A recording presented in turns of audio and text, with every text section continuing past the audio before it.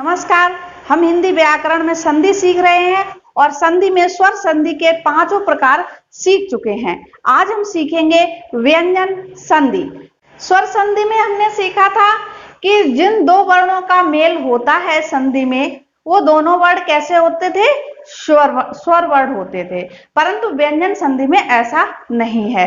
व्यंजन संधि में एक वर्ण व्यंजन तो होना ही है और दूसरा वर्ण स्वर भी हो सकता है और व्यंजन भी हो सकता है। व्यंजन संधि में स्वर संधि की तरह कोई प्रकार नहीं होते हैं, बल्कि नियम होते हैं और हम उन नियमों को लेकर ही व्यंजन संधि सीखेंगे। वर्ग के पहले वर्ण का तीसरे वर्ण में परिवर्तन होना, यह है व्यंजन संधि का पहला नियम। जैसे क का गा में परिवर्तन हो जाना, या च का ज में परिवर्तन हो जाना, ट का ड में परिवर्तन हो जाना और त का द में परिवर्तन हो जाना, प का ब में परिवर्तन हो जाना। ये जो वर्ण है इसमें क, च, ट, त, प, ये प्रथम वर्ण है अपने अपने वर्ग के। तो ये प्रथम नियम जो है कि वर्ग के पहले वर्ण का तीसरे वर्ण में परिवर्तन होना, इसको समझ लेते हैं। जैसे कि किसी वर्ग का पहला वर्ण, किसी वर्ग का पहला वर्ण, तो वर्णमाला में जो वर्गीय या स्पर्श व्यंजन होते हैं, तो उनका जो वर्ग है वो ये प्रथम वर्ण जो है किसी वर्ग का क होता है, च होता है, या ट होता है, या ता होता है, या पा होता है, क्योंकि यही जो वर्ण है यहीं से इनका वर्ग स्टार्ट हो जाता है, शुरू हो जाता है। तो ये जो है वो अपने वर्ग के प्रथम वर्ण हैं। तो यदि ये प्रथम वर्ण आते हैं कौन से? प्रथम शब्द का अंतिम वर्ण, जैसा कि संधि का नियम है, तो उसके बाद इनका मेल, मतलब इन प्रथम वर्णों का मेल यदि किसी स्वर से हो, यदि किसी स्वर से हो, यानी अ, इ, उ है ना, ए, ऐ, यदि किसी स्वर से हो, या फिर वर्ग के तीसरे या चौथे, यानी वर्ग का तीसरा या चौथा वर्ण इनसे हो, या फिर अंतस्थ व्यंजन। अंतस्थ व्यंजन कौन से होते हैं? अंतस्थ व्यंजन ये होते हैं य, र, ल, व, य, र, ल, व। अब इनको अंतस्थ व्यंजन क्यों कहते हैं, इसके लिए आपको हमारे इसमें वर्ण विचार की वीडियो को देखना होगा। वर्णों का अध्ययन तो आप वर्ण विचार की वीडियो में ही करिए। यहाँ पर हम संधि को समझते हैं। तो इनसे अगर मेल होता है तो यही प्रथम वर्ण जो है, ये प्रथम वर्ण है, वो अपने ही वर्ग के तीसरे, इस वाले तीसरे वर्ण में परिवर्तित हो जाते हैं। ये है व्यंजन संधि का पहला नियम। जैसे कि आप देखिए, एक वर्ग कौन सा है? क वर्ग है। अगर इसके बाद आ जाता है, ये क्या है? स्वर है। या फिर इसके बाद तीसरा वर्ग ग आ जाता है, ठीक है, तो ये तीसरा वर्ग आ जाता है, या फिर इसके बाद ये चौथा वर्ण घ आ जाता है, तो ये क जो है वो किस में परिवर्तित हो जाएगा? तीसरे वर्ण में परिवर्तित हो जाएगा। तीसरा वर्ण कौन सा है? का के बाद पहला तो खुद है वो, और ख दूसरा है और ग तीसरा है, तो ये क्या में परिवर्तित हो जाएगा? ग में परिवर्तित हो जाएगा। तो ये है इसका नियम। अब हम कुछ शब्दों से इसका अभ्यास करेंगे, और ये वर्ग की तालिका इसी तरह से यहाँ सामने बनी हुई है, आप इसको देखकर समझिए। जैसे कि यहाँ पर हम एक शब्द लेते हैं,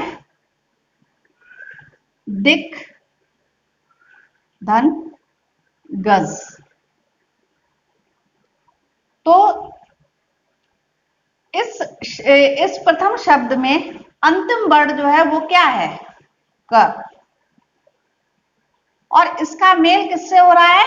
ग से। ठीक है, तो नियम हमारा कहता है क्या कि किसी वर्ग के प्रथम शब्द से, किसी वर्ग के प्रथम वर्ण से यदि किसी वर्ग के तृतीय वर्ण से मेल होने पर। तो ये गा जो है, आप इधर देखिए, गा कौन सा है? तृतीय यानी तीसरा वर्ण है। इसका मेल होने पर ये जो इनका मेल होगा, सॉरी, इनका मेल होगा तो ये वर्ड जो है वो काय में बदल जाएगा? ग में बदल जाएगा। और ये जो ग वर्ड है वो ऐसा ही बना रहेगा। उसके बाद देखते हैं इसमें ये ज वर्ड इसमें रह गया और इसमें आपका अब क्या बचा था? दी। ये अब इनको जब हम मिलाएंगे तो देखिए किस तरह से मिलता है। दिग्गज, दिग्गज। अब इसके बाद एक दूसरा उदाहरण लेते हैं। दिक, धन, अंबर। तो आपका नियम इसमें क्या है? किसी वर्ग के पहले वर्ण का मेल यदि किसी स्वर से होता है, स्वर से, तो इसमें ये जो मेल हो रहा है किससे हो रहा है? आ। किससे हो रहा है? आ से हो रहा है। किसका हो रहा है? का हो रहा है ये। तो इनका मेल होने पर ये का जो है वो किस में बदल जाएगा? ग में बदल जाएगा। और ये अ ऐसा ही रहेगा। बाकी ये पूरा जो शब्द है वो इसको इस तरह से लिख सकते हैं। अब हम इनका मेल करेंगे तो किस तरह से मेल होगा? ये देखिए आप, ये दी हो गया और ये ग जो है वो ये अ जो है इसमें मिल जाएगा तो ये ग पूरा हो जाएगा और इस तरह से ये क्या होगा? दिगंबर। ये है व्यंजन संधि, ये इसका जो प्रथम नियम है। इसके बाद हम एक और उदाहरण देखते हैं। अब देखते हैं, इसमें देखते हैं ये कौन सा ट वर्ग है। ये ट का मेल किससे हो रहा है? द से हो रहा है। किससे हो रहा है? द से। तो आप देखिए ये ट वर्ग है और इसमें जो वर्ड है किसी वर्ग का द, ये कौन सा है? तीसरा है। क्या है? तीसरा। ये है तो ये वर्ग, ये भी ध्यान रखिए, ये जरूरी नहीं है कि जिस वर्ग का प्रथम वर्ण हो उसी का तीसरा या चौथा हो वर्ण, ऐसा नहीं है।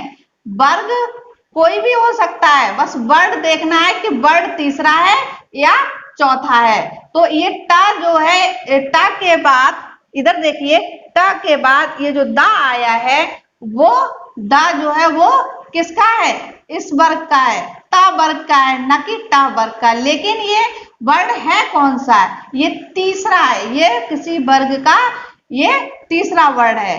तो क्या होगा? ये जो ट है वो किस में बदल जाएगा? अपने ही वर्ग के तीसरे वर्ण में बदल जाएगा। यानी कि ये जो ट है वो किस में बदल जाएगा? इसका इससे मेल करने पर ये किस में बदल जाएगा? ड में बदल जाएगा।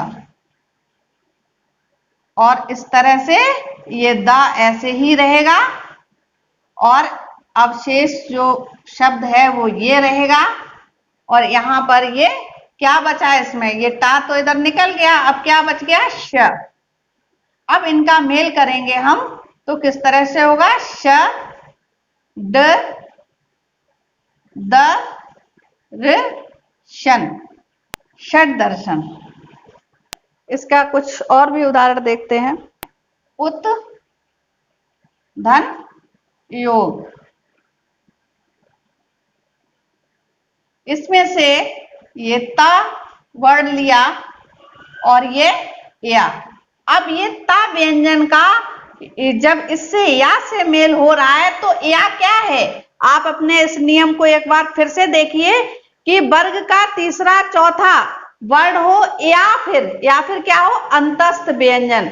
तो अंतस्थ व्यंजन आपको कौन से बताए हैं? इधर ध्यान दीजिए, या, र, ल, व। ये क्या है? अंतस्थ व्यंजन। अगर अंतस्थ व्यंजन से भी मेल होता है तो प्रथम वर्ण जो है, किसी भी वर्ग का जो प्रथम वर्ण है वो किस में बदल जाएगा? जैसे कि ये ता है तो अपना तीसरा वर्ग क्या होगा? इसका द। यानी ये ता जो है वो किस में बदलेगा? दा में बदल जाएगा।